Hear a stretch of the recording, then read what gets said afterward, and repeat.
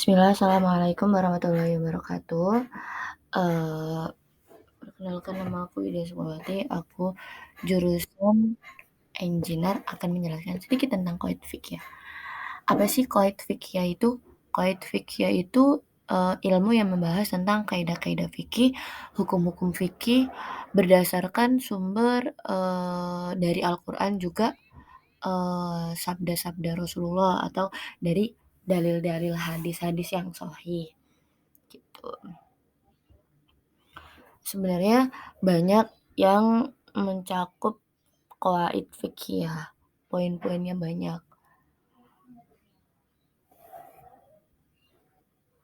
Nah, contohnya ini dari beberapa akad ya.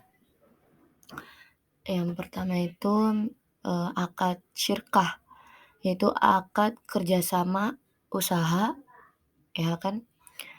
Nah, syirkah ini disyariatkan berdasarkan firman Allah, "A'udzubillahi minasyaitonirrajim, fahum syuraka'u fis sulus."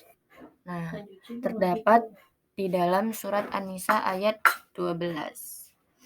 Dan begitu juga menurut sabda Rasulullah Shallallahu alaihi wasallam, yaitu yaqulullahu ta'ala, "Ana thalitsus syarikaini ma lam yakun ahaduhuma shahibah." Allah Subhanahu wa taala berfirman, "Aku menjadi pihak ketiga dari dua orang yang berserikat, selama salah seorang dari keduanya tidak mengkhianati sahabat mitranya." Jadi nggak mengkhianati dalam usahanya gitu loh, gitu. Nah, terus contohnya tuh kayak syirkah inan, kan modal gitu kan. Nah, di situ tuh ada, sekitar persekutuan. Persekutuan tuh kayak kelompok atau bisa jadi kayak pembisnis, itu misalkan dari 2 orang atau lebih gitu kan. Nah, mereka tuh, boleh, mengelola sendiri hartanya gitu, bisnisnya tuh boleh dikelola sendiri gitu kan, dalam mengumpulkan jumlah-jumlah modal. Jadi kayak, bangun usaha usaha apa ya, geprek misalkan. Nah, itu misalkan ada 2 orang nih, patungan gitu kan. Nah, di situ boleh salah satunya ngelola sendiri gitu, itu boleh kan. Nah, asalkan dalam modalnya itu semuanya tuh dicatat, kayak pengeluarannya, terus apa namanya, asal-usulnya kayak pertama ngeluarin, usaha sekian, ini sekian, seperti itu.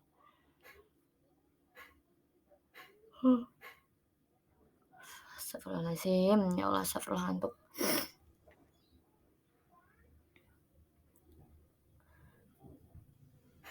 Nah, terus juga ada syarat-syaratnya nih, syarat-syaratnya. Itu hendaklah syirkah dilakukan di antara orang-orang muslim.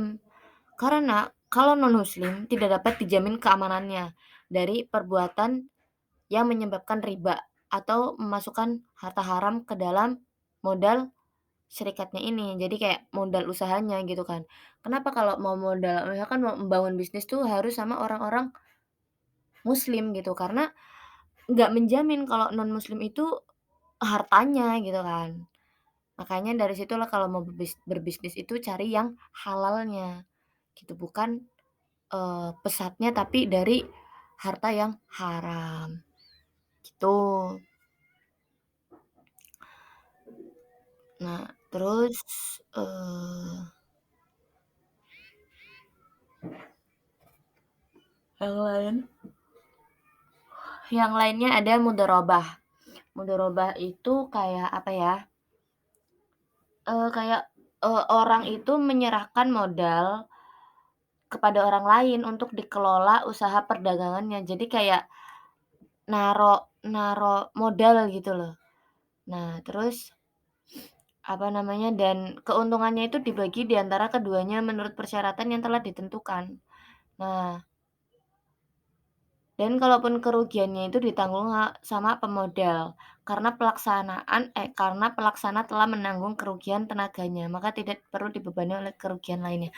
Jadi kayak, aku tuh punya duit 10 juta. Nah, terus aku kasih ke, misalkan contoh namanya Siti. Nah, aku ngasih Siti aku ngasih duit 10 juta kamu kelola buat bisnis ayam geprek, misalkan gitu. Nah, bahan-bahannya gini dan lainnya gitu kan. Nah, untungnya ini dibagi 2 gitu kan, dibagi buat aku sama si Siti ini gitu kan.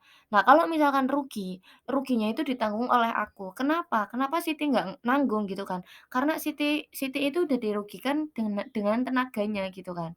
Nah, kalau misalkan aku ini dirugikan oleh hartanya gitu, karena jadi sama-sama imbang gitu kan. Siti dirugikan oleh tenaganya, lah aku dirugikan oleh hartanya gitu. Gitu, karena aku ini pemodal gitu. Nah, hukumnya itu boleh apa enggak? Hukumnya boleh, dan Rasulullah juga sudah menyetujui gitu kan. Nah, seperti itu. Terus yang lainnya ada musyakoh. Nah, musyakoh itu apa sih? Itu misalkan ya, ada seorang menyerahkan pohon kurma atau pohon buah lainnya, misalkan, pohon apa ya, pohon pohon padi, misalkan tanaman padi gitu kan. Nah, misalkan nih aku nih punya lahan padi, nah terus aku tuh ngasih ke Siti, "Siti tolong kelola ya," gitu kan, "untuk menyirami tanaman padi," gitu kan, "dan mengerjakan segala kebutuhan yang berkaitan dengan pengurusannya si padi ini," gitu. Jadi kayak, aku punya tanaman padi dan terus aku ngasih ke Siti, "Siti kamu jadi pekerjanya aku ya, kamu, yang ngelola gitu, kamu yang ngurus," gitu.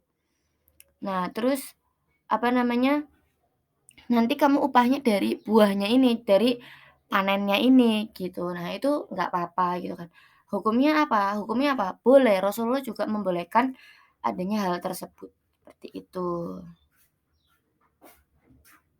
Nah,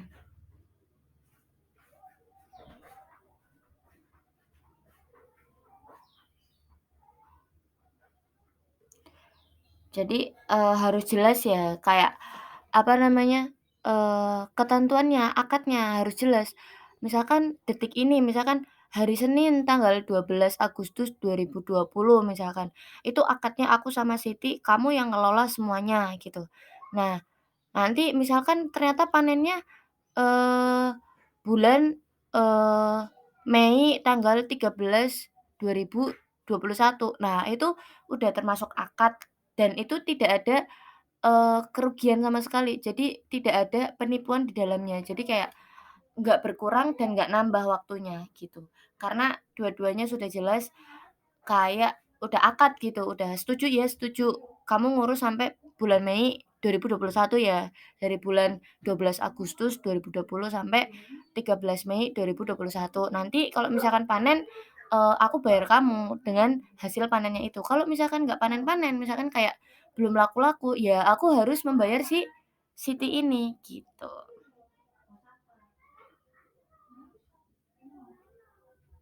Nah, terus ada juga muzaraah ya. Nah, muzaraah ini kayak seseorang menyerahkan tanah kepada orang lain untuk ditanami dengan upah yang telah ditentukan dari hasilnya. Nah, beda kan kalau misalkan tadi kan kalau musyakoh itu kan jelas-jelas ada tanamannya, ada padinya gitu kan. Lah, kalau misalkan muzaraah itu aku punya tanah lapang gitu, tanah lapang, tanah subur, aku kasih ke Siti, "Siti aku amanahin ke kamu, apa namanya, aku kasih nih, aku amanahin ke kamu untuk ngelola tanahku ini. Tanahku tuh subur, kamu terserah mau ditanam apa aja." Misalkan si siapa namanya, si Siti ini mau nanam, "Aku mau nanam buah stroberi," misalkan gitu. Ya kamu boleh gitu kan. Nah ini tuh, apa namanya, modalnya itu tuh dari siapa? Dari si Siti ini gitu kan, karena aku sudah memodalkan tanahnya doang. Nah kalau misalkan kayak, apa namanya, upahnya itu dari hasilnya si Siti ini bagi 2 gitu, karena aku tuh ibaratnya tuh kayak aku, aku minta dikelolain tanahnya aku gitu, kamu mau nanam apa aja terserah. Jadi ibaratnya kayak kamu tuh numpang gitu. Numpang di tanahnya aku gitu, minjemin gitu. Nah, berarti kamu bayar aku dengan hasil upahnya itu. Jadi kayak hasil kamu minjem tanahnya aku, gitu. juga ada, ijarah ya, ijarah tuh sewa menyewa. Nah, ijarah tuh, jadi tuh kayak akad terhadap suatu manfaat dalam jangka waktu yang tertentu dengan bayaran tertentu. Jadi sewa menyewa, misalkan kayak aku mau nyewa motor ya, rental motor kan termasuknya nyewa ya, nyewa. Nah, itu tuh Eee, manfaatnya apa nyewa motor? Ya aku bisa keliling dengan motor, jadi dengan jangka waktu yang bisa dicapai gitu kan. Nah terus kalau misalkan bayarannya tertentu, misalkan dengan sejam itu 70.000. Jadi aku mau nyewanya berapa jam nih, misalkan aku mau nyewanya sehari. Nah jadi kan ada ketentuannya sendiri, misalkan kalau misalkan seharian itu maaf, sehari itu misalkan sejam itu misalkan 15.000. Jadi kalau misalkan seharian ternyata ada ketentuannya ternyata 70.000 gitu. Ya kalau misalkan aku mau minjem seharian berarti aku bayarnya 70.000 dengan waktu yang aku minjemnya jam berapa gitu. Misalkan aku minjem jam 8 nih, 8 berarti aku balikinnya jam 8 lagi gitu. Misalkan jam 8 pagi aku minjem, aku nyewa. Aku berarti membalikinnya tuh berarti jam 8 pagi lagi gitu. Kayak gitu. Hukumnya apa? Hukumnya dibolehkan. Menurut, firman Allah ya dalam surat Al-Kahfi ayat 77, "Lau syi'ta lattakhadta 'alaihi ajro." Jikalau kamu mau, niscaya kamu mengambil upah untuk itu, gitu. Terus ada juga di surat Al-Qasas ayat 26 ya, "A'udzubillahi minasyaitonir rajim, inna khairan man istajarata al-qawiyyul amin." Sesungguhnya orang yang paling baik yang kamu ambil untuk bekerja adalah orang yang kuat lagi dapat dipercaya. Jadi kalau misalkan ya, nyewa-menyewa itu harus percaya harus amanah ya orangnya. Satu, jelas keamanan dalam sewa-menyewa. Aku nyewa motor ya aku harus balik aku nerimanya, bersih, ya aku harus ngembaliinnya bersih gitu.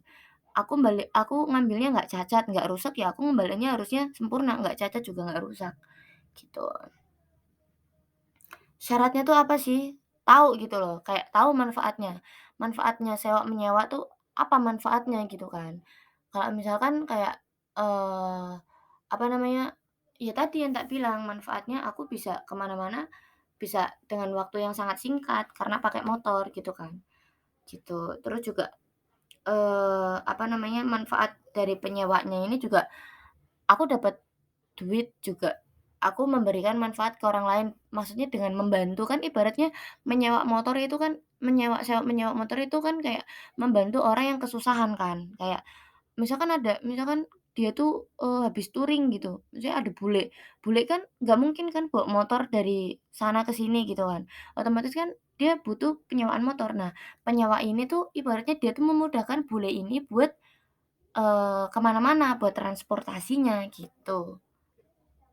Dan di dalam sewa-menyewa udah jelas upahnya tuh berapa, kayak sewanya tuh berapa yang tadi udah tak jelasin, gitu. Gitu ya. Terus ada juga yang namanya hawalah. Hawalah tuh apa sih ya? Hawalah tuh kayak mengalihkan atau memindahkan hutang dari penghutang kepada penghutang yang lain. Misalkan ya, ada, apa nih, Fulan A mempunyai piutang kepada Fulan B. Kemudian pada waktu yang bersamaan ia mempunyai utang bernama Fulan C. Dalam jumlah yang sama dengan piutang yang dimiliki M. Ketika pemilik piutang menagihnya, aku pindahkan pembayaran hutangku kepada hutang B karena ia mempunyai hutang kepadaku dalam jumlah padamu, maka tagihnya bayarannya dengan kepadanya. Jadi kayak aku punya utang ke si, Siti. Ternyata Siti punya utang ke apa namanya, si Rani gitu kan. Jadi katanya si siapa,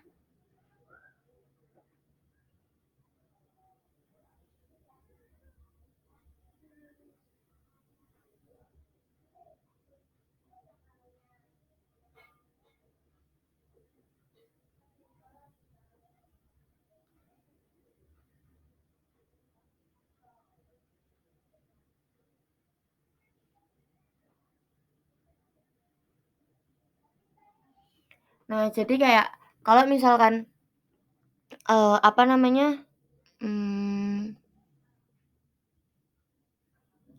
aku nih punya utang sama si Siti. Lah terus si Siti ini ternyata malah utang ke si Rani, jumlahnya sama nih, aku utang ke Siti 12.000 lah, ternyata Siti juga utang sama si Rani 12.000. Nah, terus si Siti tuh bilang, "Kamu ini aja ya, bayar utangnya aku ke Siti ke Rani," gitu. Lah, tapi akad dulu gitu loh, kayak nggak boleh, akadnya belum selesai tapi malah udah ngeakad ke lain gitu kan. Jadi kayak aku bayar utang dulu nih ke si siapa namanya, ke Siti, "Ini aku bayar utang ya, 12.000." Lah, ternyata ya aku juga punya utang ke Rani 12.000, "Kamu sekalian bayarin ya." Jadi harus udah ada akad dulu gitu loh. Jadi aku bayarin si utangnya Siti ke Rani gitu. Nah, itu boleh dilimpahkan gitu loh. Intinya tuh udah ada akad, kayak udah ada obrolan gitu loh, gitu.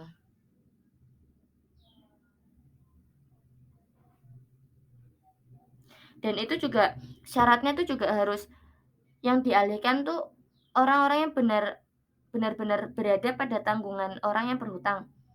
Jadi kayak benar-benar jelas, orang yang nggak tumpang tindih, nggak ke orang lain ke orang lain ke orang lain, gitu. Dan kedua hutang yang akan dialihkan harus sama, jenis perjanjian, jumlah, sifat, dan waktu pembayarannya. Jadi kayak boleh hukumnya, tapi harus jelas kayak jumlahnya sama, waktunya juga sama, pengalihannya kepada orang yang sama, juga waktunya tuh juga sama gitu pembayarannya, waktu pembayarannya tuh harus jelas gitu kan, gitu.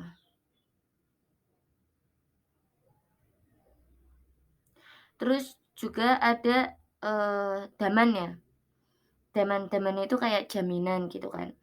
Jaminan tuh kayak apa ya, menanggung hak atas seseorang yang seharusnya dia wajib menunaikan. Misalnya ya, ada orang yang punya tanggungan hak nih. Nah, terus dia dituntut untuk hak tersebut. Nah, lalu orang lain yang memiliki kriteria berhak mengelola hartanya sendiri. Terus dia tuh kayak ibaratnya ngomong gitu kan, "Ia menjadi tanggung jawabku dan aku yang menjadi jaminannya," gitu. Misalkan kayak apa ya, jaminan tuh misalkan, apa namanya, kayak apa ya, jaminannya tuh kayak misalkan aku punya barang, aku mau utang, misalkan aku mau utang nih, aku mau utang 10 juta ke si Siti. Nah, aku tuh harus menghadirkan jaminan gitu. Misalkan aku jaminannya ada si Putri. Nah, ini aku bawa jaminan, "Ini Putri jaminannya aku mau utang 10 juta ke Siti." "Oke, deal ya." Jadi si, Putri ini juga punya duit yang lebih, jadi aku punya jaminannya si Putri ini, gitu. Jadi iya, aku bersedia menjadi jaminannya si dirinya aku ini, gitu. Hukumnya apa sih damam ini? Daman itu hukumnya boleh, ya. Dalam surat Yusuf ayat 72, "A'udzubillahi minasyaitonirrajim, wa liman jaa'a bihi himlu ba'irin wa ana bihi za'im." Ya. Dan siapa yang dapat mengembalikannya akan memperoleh bahan makanan seberat beban unta dan aku menjamin terhadapnya. Gitu. Dan hukum jadi tuh di dalam daman ini tuh juga ada syarat-syaratnya gitu loh. Jadi syaratnya itu kayak kedua belah pihak tuh ada kerelaan gitu. Jadi kayak adanya kerelaan dari pihak penjamin nih, berarti si siapa, Putri ya penjaminnya. Sedang dari pihak yang dijamin tidak disyariatkan adanya kerelaan. Jadi yang rela ini berarti si putrinya ini, "Ya aku rela kok jadi jaminannya si Widya," gitu. Nah itu nggak apa-apa, harus ada rela gitu kan. Gitu, tanggungan pihak yang dijamin tidak bebas. Ya, aku tuh nggak bakal bisa dibebasin gitu, kecuali telah penjamin menunaikannya gitu. Kecuali kayak misalkan si putrinya ini udah apa namanya, udah apa ya namanya, udah ngelunasin gitu, udah menjamin gitu lah, berarti aku tuh udah bebas gitu. Gitu ya. Terus juga ada kafalah ya, penanggungan. Kafalah tuh apa sih ya? Kafalah tuh kayak keharusan bagi pemegang hak untuk mengelola hartanya sendiri untuk menunaikan suatu hak yang diwajibkan kepada seseorang atau kemestiannya menghadirkannya ke hadapan hakim. Kayak penanggungan, ya kamu tuh harus tanggung jawab gitu. Nah, kafalah hukumnya apa? Boleh gitu. Gitu. Kayak penanggungan. Jadi kayak aku tuh harus nanggung jumlah sebesar 100.000, misalkan kayak ditilang, ya aku harus nanggung gitu, aku harus bayar 100.000 di pengadilan, kayak gitu. Terus kalau misalkan ada juga rahan kan, rahan tuh kayak jaminan hutang atau digadai. Nah, itu apa namanya, rahan itu mengesahkan atau menguatkan hutang dengan suatu barang yang memungkinkan hutang terbayar dengannya atau hasil penjualannya.